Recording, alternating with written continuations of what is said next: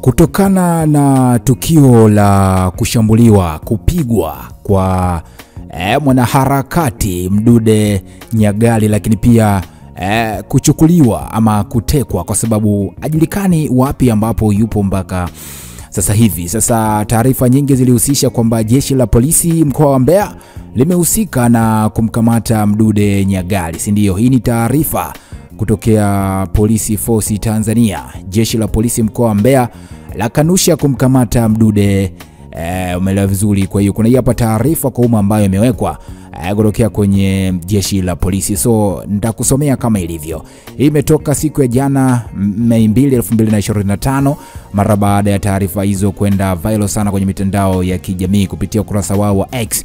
Polisi Tanzania wameripoti kwamba jeshi la polisi Mbeya linakanusha kumkamata Mdude. Mnamo Mei 2, 2025 majira ya asubuhi, jeshi la polisi la mkoa wa Mbeya lilipokea taarifa kutoka kwa CJ Mbunge Emmanuel mwenye umri wa miaka 31, mkazi wa Iwambi ambaye ni mke wa Mpaluka Said Nyagali ati Mdude kuwa mnamo Mei 2, 2025 majira ya saa 8 kamili usiku wakiwa wamelala huko mtaa wa Ivanga kata ya Iwambi jijini Mbeya kuwa watu wasiofahamika waliovamia baada ya kuvunja mlango na kuingia ndani na kisha kumjeruhi Mpaluka Said Nyagali ati Mdude sehemu mbalimbali za mwili wake. Aidha, watu hao baada ya tukio hilo walifanikiwa kutoweka na muhanga na kwenda naye kusikojulikana.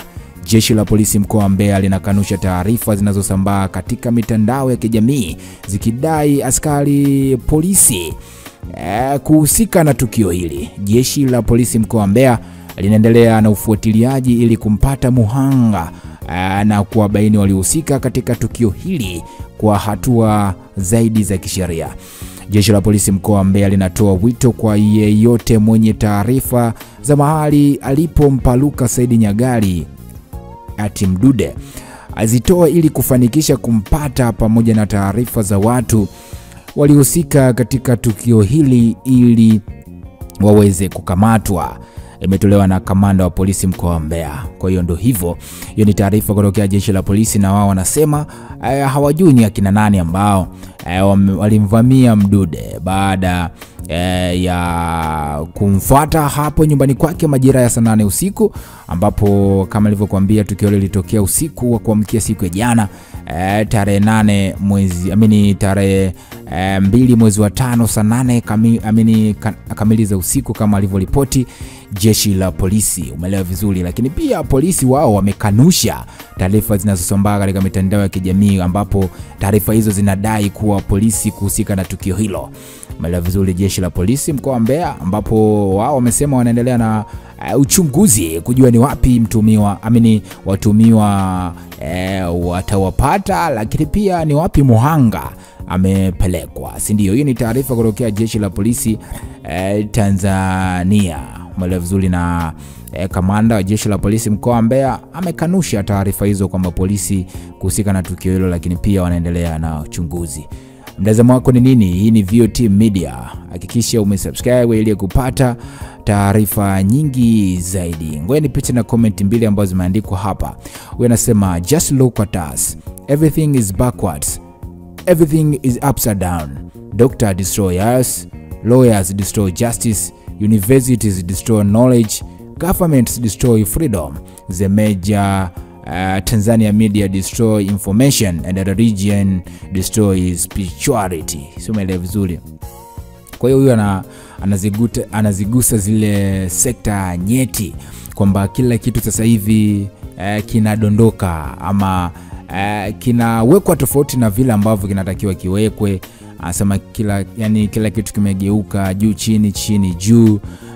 Madokta wanaharibu afya za raia, lakini pia wanasheria wanapoteza haki. Umeelewa vizuri. Ambapo vyuo pia havitoi elimu inayotakiwa ama ufahamu unaotakiwa.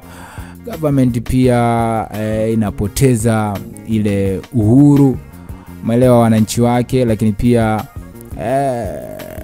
vyombo vikubwa vya habari Tanzania ni kama havitoi taarifa, zina destroy information, yani zinapotosha. Umeelewa vizuri, lakini pia ndo hivyo. Huyu anasema mauaji yameshamiri, utekaji umeshamiri, walindaji wanashangaa, wananchi wanashangaa, viongozi wanashangaa. Nani atuokoe basi? Nani atuokoe? Akaka emoji za kulia. Mungu wangu nijalie mwisho mwema. Kamweka Mdude Nyagali hapo. Umeelewa vizuri. So comment ni nyingi kweli kweli na kila mmoja amezungumza kwa upande wake. Ndazidi kukupa taarifa kwa kile ambacho kinaendelea. Hii ni VOT Media. Hakikisha umesubscribe kwa ajili ya kupata taarifa nyingi zaidi.